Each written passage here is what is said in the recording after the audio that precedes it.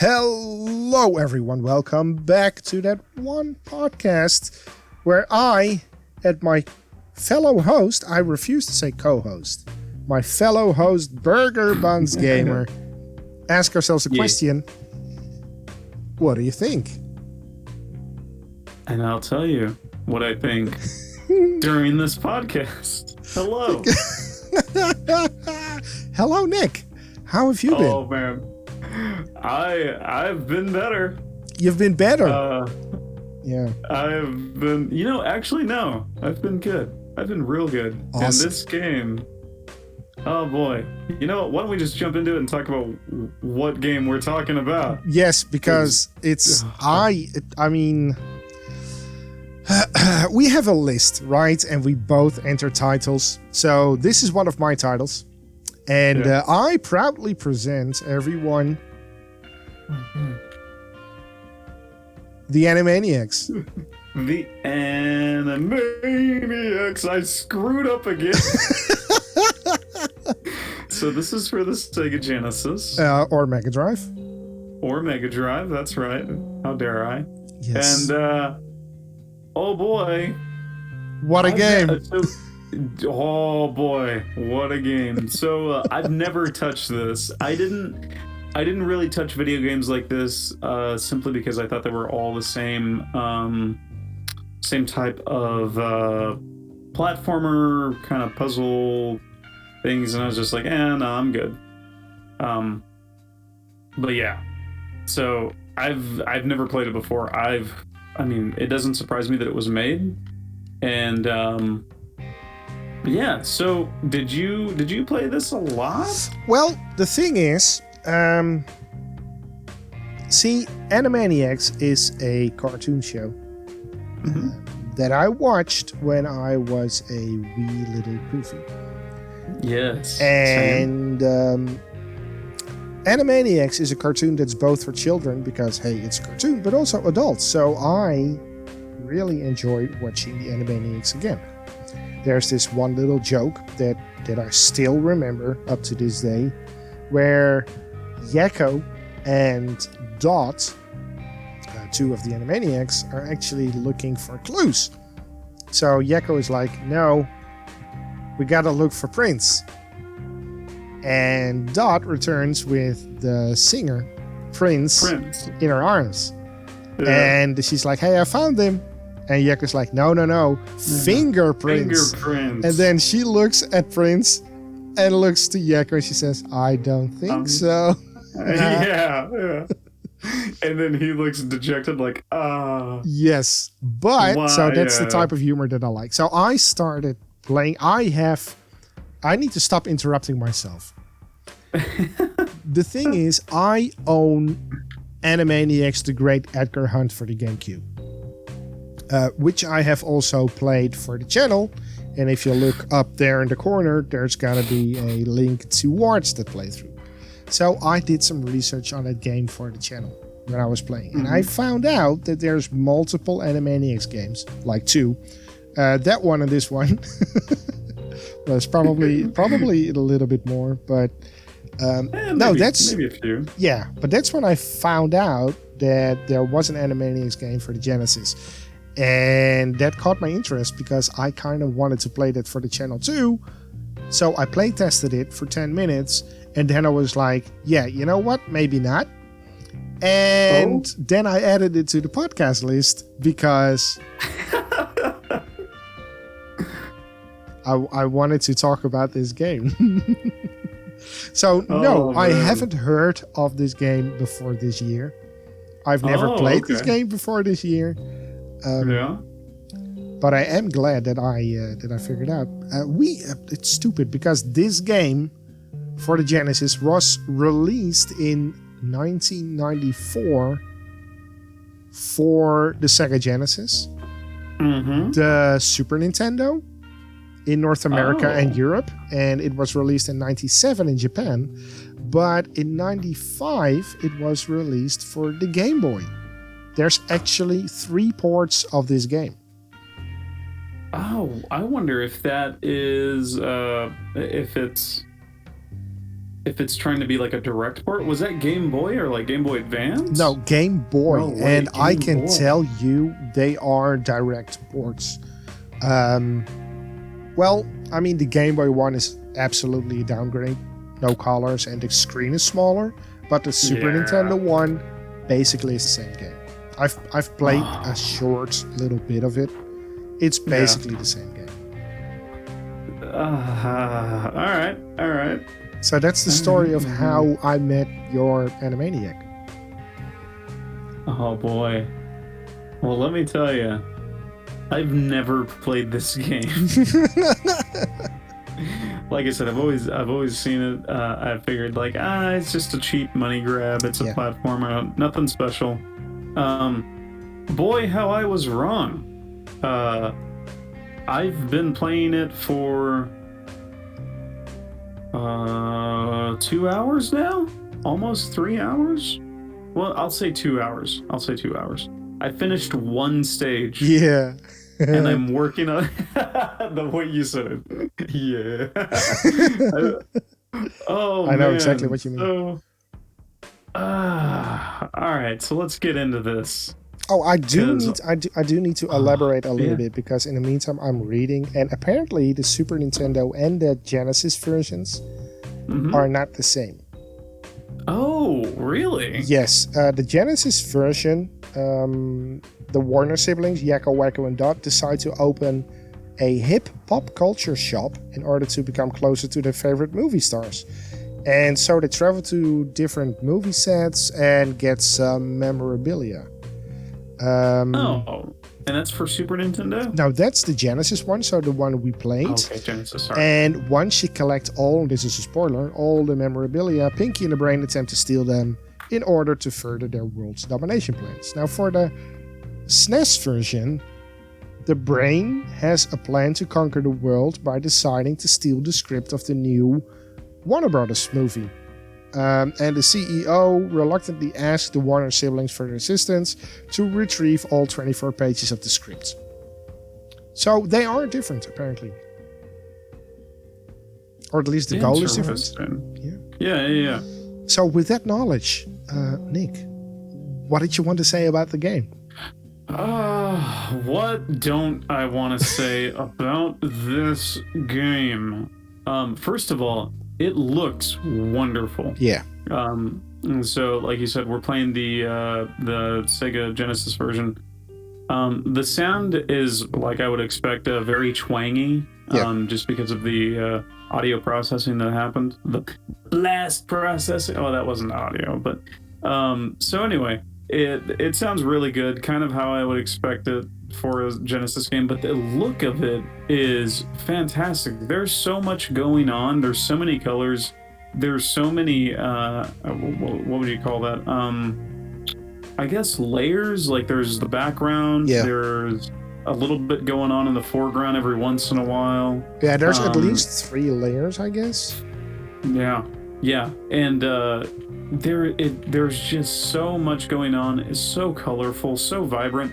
There's so much detail in every little thing, and it made me kind of forget, like, oh man, Sega games, they really did look good. And for this being an animated TV show, it looks spot on. Yeah. And the movement is really fluid, really slick. Like there's so many animations just to walking. Like there's so many frames. It's like frame 1, 2, 3, and then what is this? And so yeah, man, this it looks fantastic. The game itself, oh boy, it's. Yeah, before we dive into that, I really love the walking animation of the Warner siblings. Yeah. It's so smooth. And when you start the game, you jump out of the water tower because apparently someone left the door open, and you walk basically towards the studio lot, but the end of that first prologue stage, there's this dog, right? The name is Miffy? No? Yeah. Buttons. No. Buttons is the name of the dog. And every sibling every Animaniac has their own power. So basically you control all of them, right? You control Yakko, Wacko, and Dot. Now Yakko, as an action, has the, how do you call that in English? The racket with the rubber ball. Oh, paddle? Is it the pedal ball with the rubber band in between? Yeah. So I don't know. I forgot. That's that's what he uses. And Wacko has a big hammer that he slams on the ground, and Dot blows a kiss. And basically, those are all the solution elements that you have for you. So to get past buttons, you need to blow a kiss with Dot. So he falls in love with her, and then he steps away.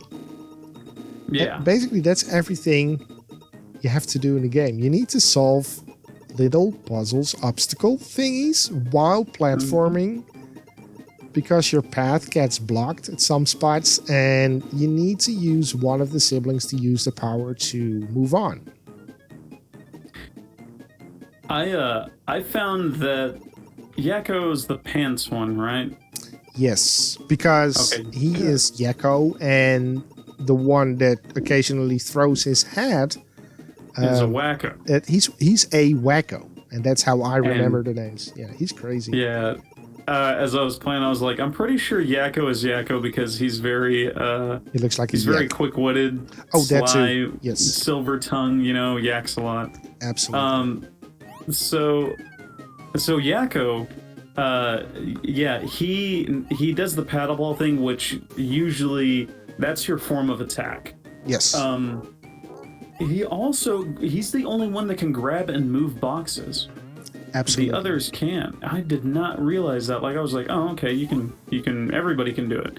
Nope. And like you said, Dot moves things with like making. She blows a kiss, and that'll either move people out of the way or it'll make them an object that you can like traverse on to get further into the stage.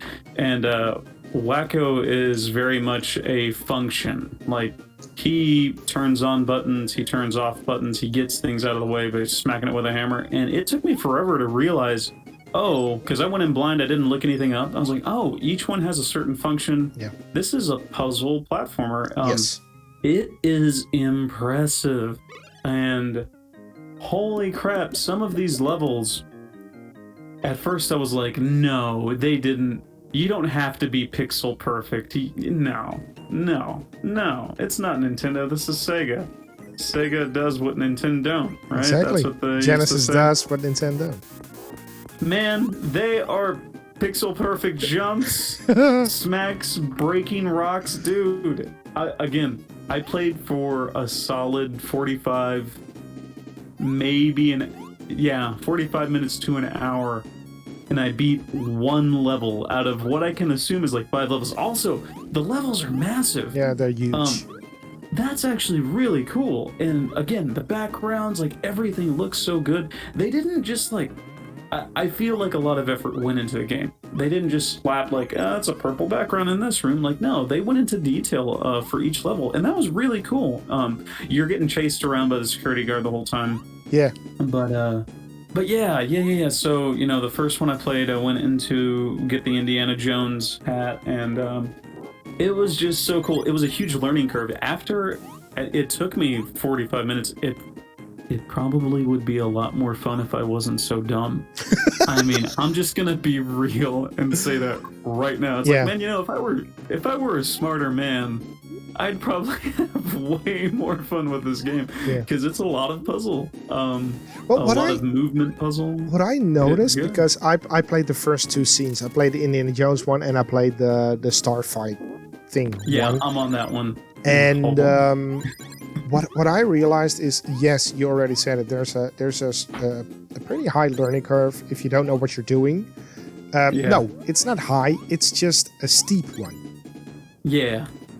Because it's just a bump that you have to go over. Once you realize what you're doing, things become more obvious. Now, the puzzles in the game, the game throws you one in your face immediately. There's Indiana Jones level. There's this swinging platform, and you're like, oh, hey, I need to jump on that, but you can't because there's a pigeon sitting on it. So you decide not to jump on the pedal, you decide to walk underneath because there's a pathway underneath. But hey, it's blocked by a camera, and you cannot jump over the camera. So there's only one solution to the puzzle. And what I noticed is that with every obstacle, with every puzzle, there's clearly one solution. You use one of the siblings, because in this case, you use Dot to blow a kiss to the pigeon, who falls in love and then flies away. And that's with every obstacle that you find. You need to use one of the siblings to make progress, and there's only one solution. What I noticed is that with this game, because it's not really forgiving, 2 hits you're dead and you got 2 lives. At least I did not fiddle around with the option settings, so on default, I really want to go back. 2 hits is a death and you got 2 lives, and you can get hit easily. Oh my gosh! Like I just did. It's mostly. What I'm trying to say is it's mostly trial and error. Once you memorize everything, the only thing that's in your way are those pixel-precise jump over gap parts.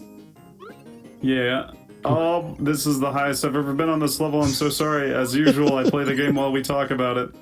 Oh man, no, yeah, it's yeah. A lot of the problems I run into is just like, oh, you know what? I should have known that. God dang it! Like just now. Yeah. But yeah, it's very much trial and error. And dude, I got super frustrated at first. I was just like, oh boy, this is a game today. And I was like, no, you know what? Maybe I play for 10 minutes and just turn it off. And I was like, no, wait a second. This was released in the 90s. Oh. And I dodged some freaking, get out of here. No, you're mean. Oh, hey, cool, that's the hat I want.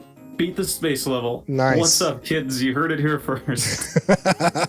Anyway, so yeah, I wanted to just stop. I was like, no, God. And then I thought, wait, this was released in the 90s? What option did we have in the 90s? Let's say you went and borrowed this from a friend. That's all you had. Yeah.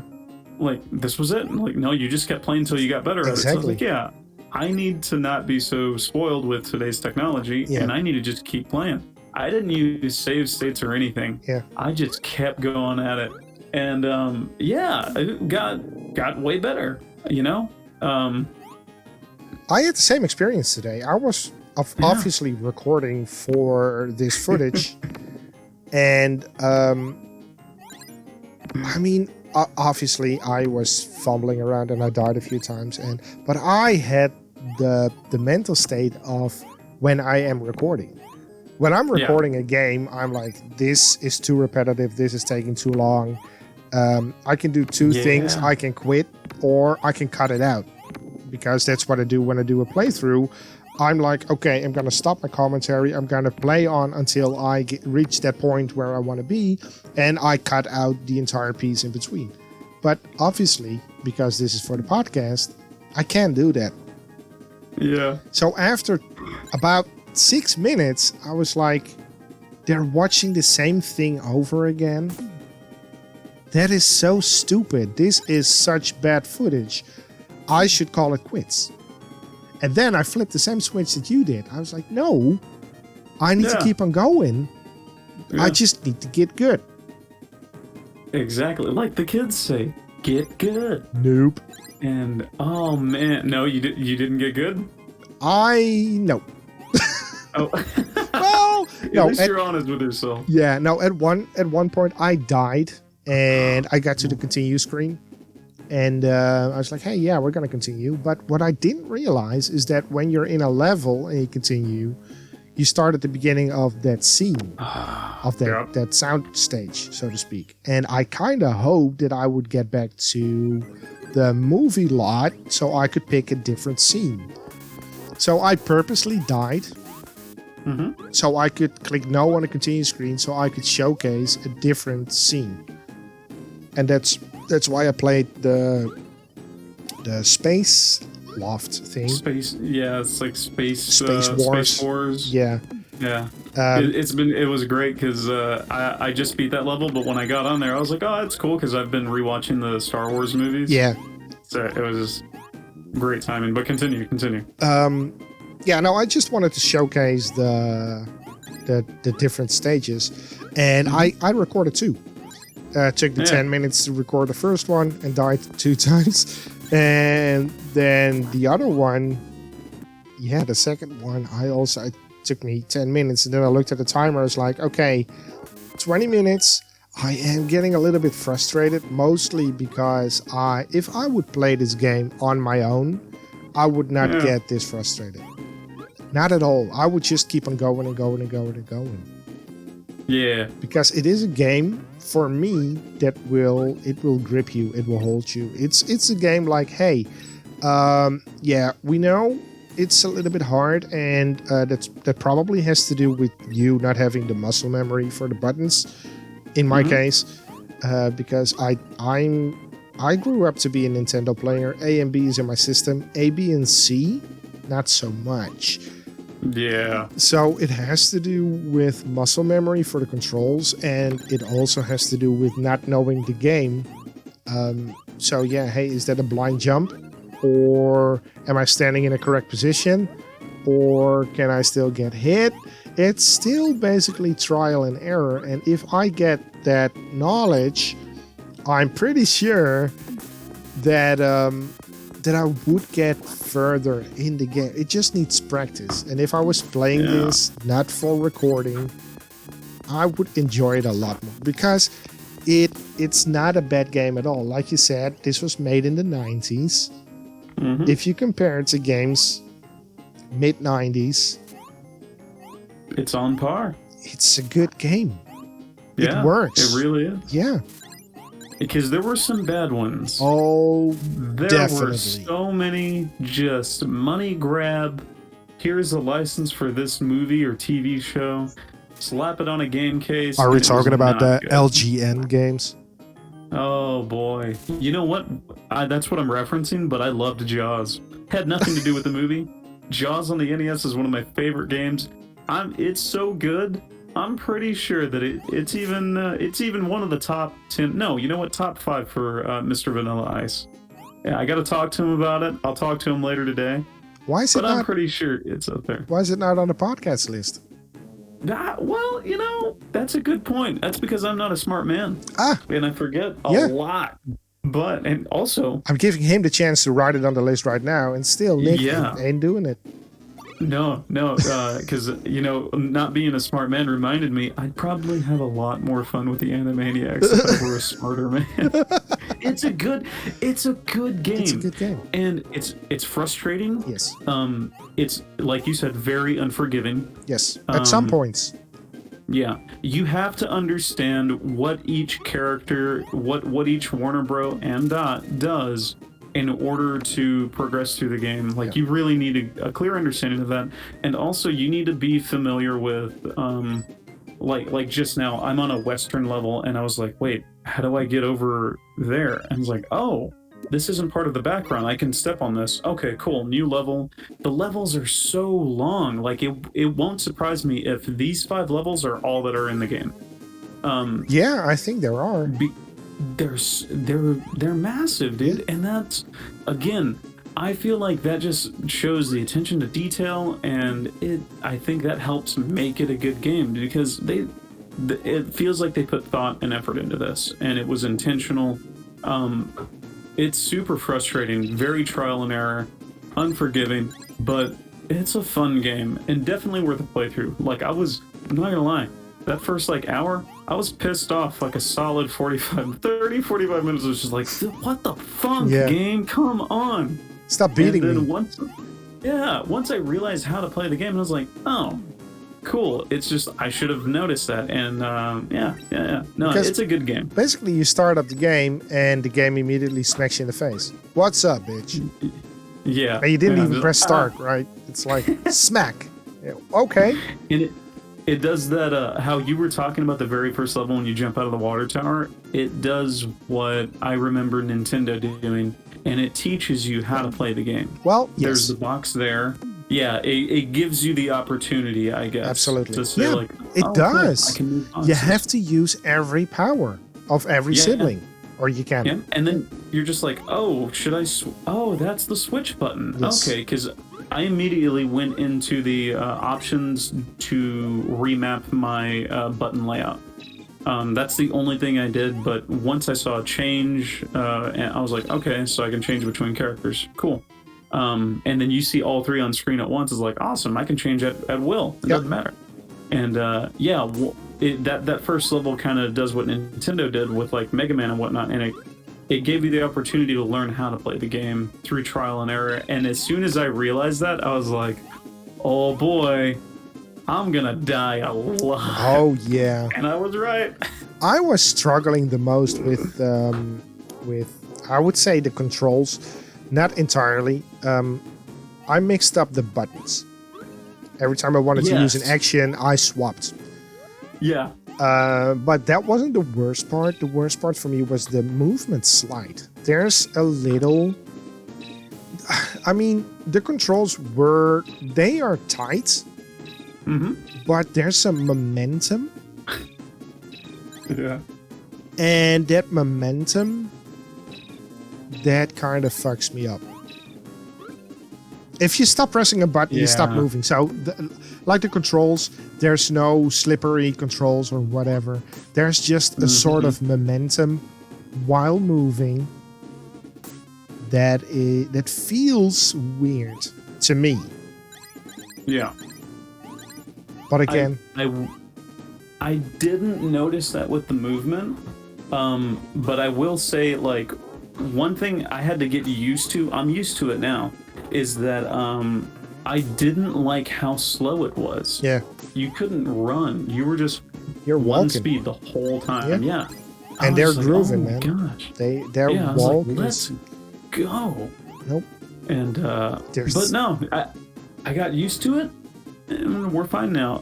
Another thing that it took me a long time to get used to was the animation for your action, especially with the dot, because like you said, that first level where you have to time it with that bird. Yeah, you need to jump and kiss. Yeah, and I was sitting there like, one. Yeah, you gotta wait for the entire animation to stop before you can do it again. And the animation takes at least 2 seconds. Yeah, it's a long animation. Same thing with Wacko's hammer animation. There was one level in the Space Wars where you had to be accurate. Like, you had to jump, swing, and then pull away while you're in midair. That way you don't break all of the boxes in order to get across. And those were the things that were frustrating and that I didn't expect. It kind of goes back to that. I didn't expect pixel perfect jumps. Yeah.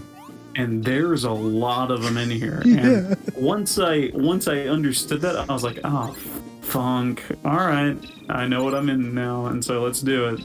But yeah, so those were some downsides. It's not that they're bad. It's just that it's going to take you a second, especially if maybe you're younger, where you didn't grow up, or you didn't play a lot of, Super Nintendo and Sega and NES games to where they were just that, I don't know, I don't want to say level of difficulty, but they were a product of its time for game design. Yeah. Then that might be a turnoff. But it is, if you're a fan of the show, it's so cool. Because, I'm like you, I used to watch it all the time. And the animation looks so good. And it's like somebody just grabbed it from the TV show and threw it in a game. It's fantastic. It's a really good game. It takes some effort. It's yeah. Boy, what a game. Yeah, boy. What a game. What a game. Yeah, there's one little fun fact that I already typed in our little Discord chat thingy. The reason why they are called is because Yakko and Wacko, Yakko yaks and Wacko is Wacko, and they're brothers. And if you write out the name Warner Brothers, but they have, like, the word brothers is shortened to bros, like Mario Bros. And if you shorten it, there's a dot. afterwards. So you get Warner Bros. Dot. And the Warner Brothers are Yakko and Wacko. And there's the little And Warner Dot. sister Dot. Dot. So that's why she's named Dot. Oh man, and this show was very much a product of the 90s. Oh man, the fourth wall breaking. Yeah. It almost got cancelled because of the Hello Nurse. Yeah, I'm glad you said that, because during Space Wars, there is a point where you can go up to the evil doctor. I forgot his name. And Dr. there's Scratch a and nurse Sniff. walking around. It's Scratch and Sniff, that's Dr. right, Scratch the bald and dude. And the nurse is walking around right next to him, and I immediately, when I saw her on the screen, I was like, hello nurse. And then you get close to her, and you freeze. You can't move.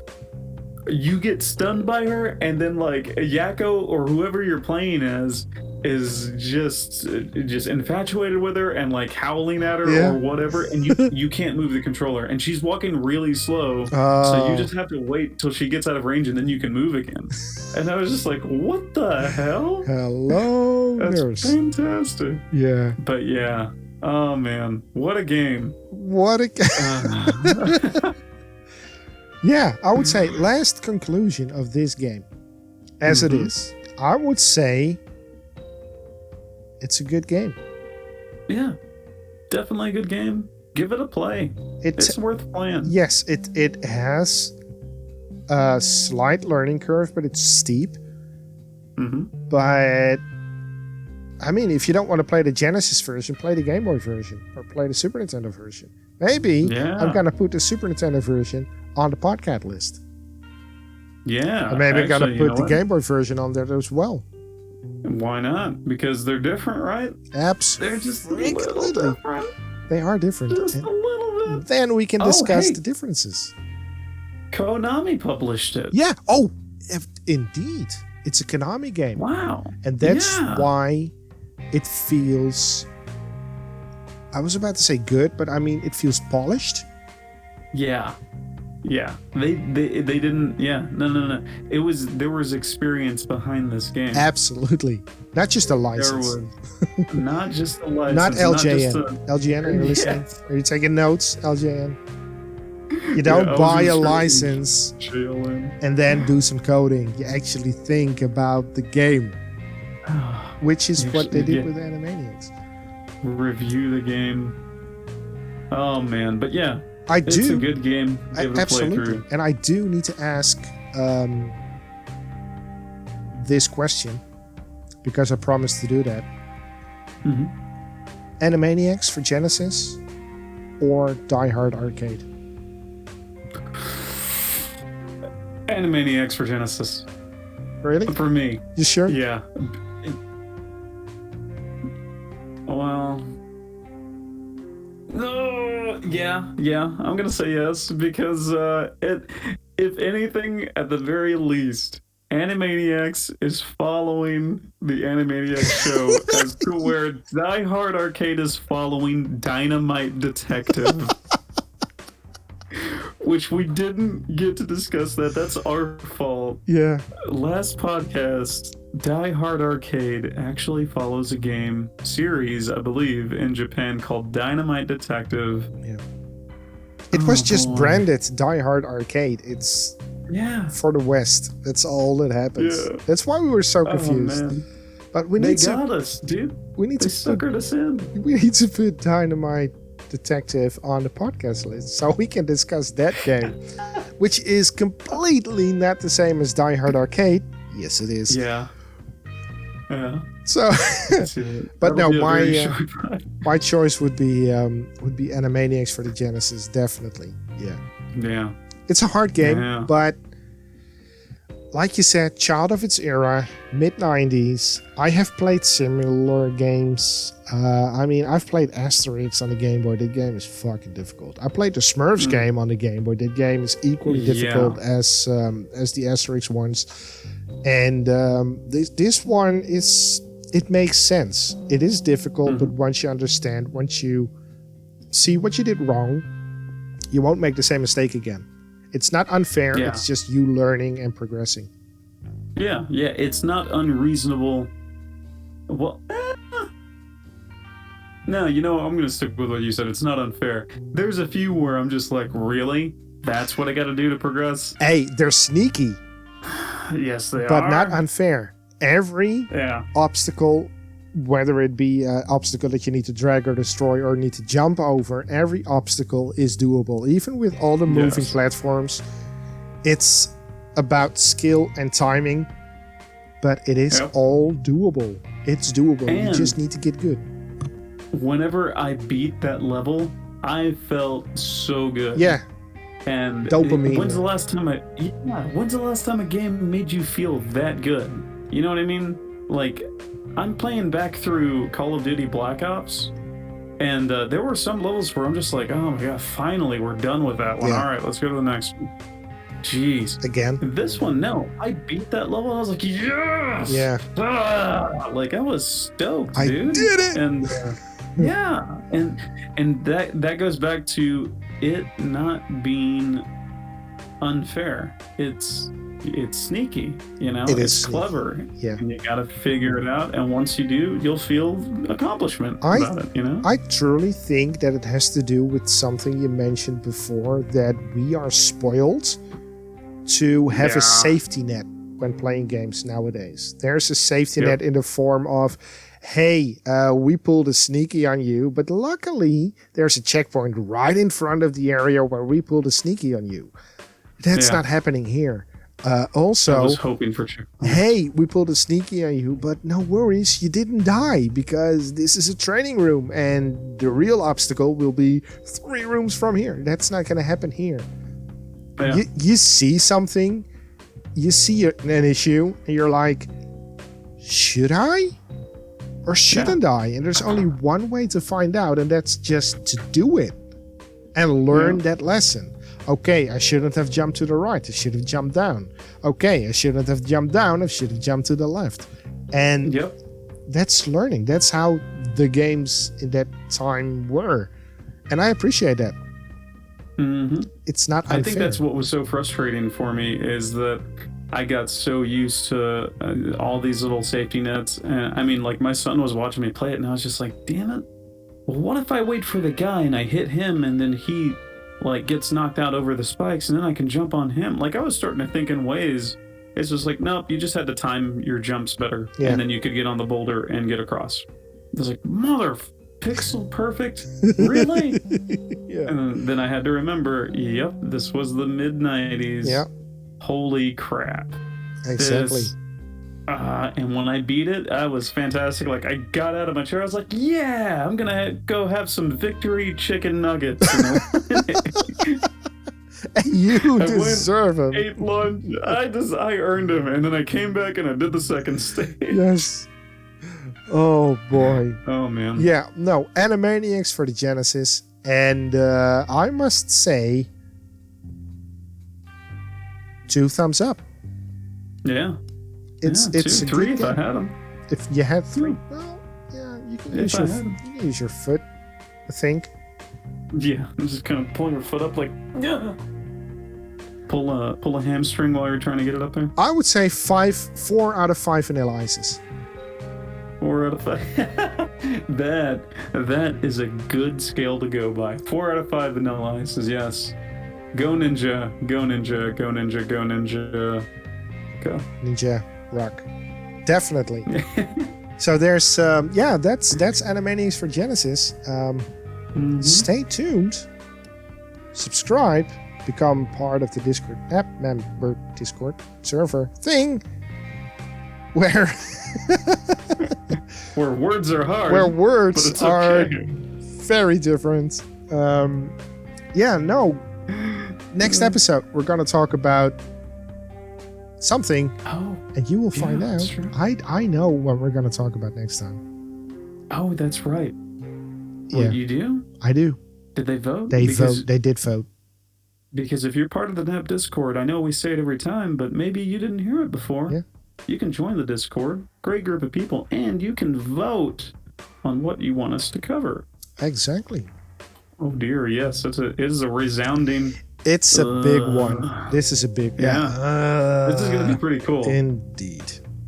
I need to figure out how the hell I'm gonna record it. Well, I did record it before, but this is a thing because I have to play it alone, and it's a team effort, and only for 30 minutes. Yeah. Oh man, actually, Yeah. We'll talk about that. We'll talk about that next. It's gonna be good. So hey, if you want to know, what game it is, you need to watch next time. Catch us on the flip side, if you will, as the youth say. Yeah. So with that little bit of information for your teeny tiny ears and brain cells, not teeny tiny brain cells, but you know what I mean. There's only one thing for us to say. Yes. Nice way of insulting the crowd here, Poofy. Dang it. Well, before it gets worse, let's just finish by saying we're gonna use some smaller words and say bye.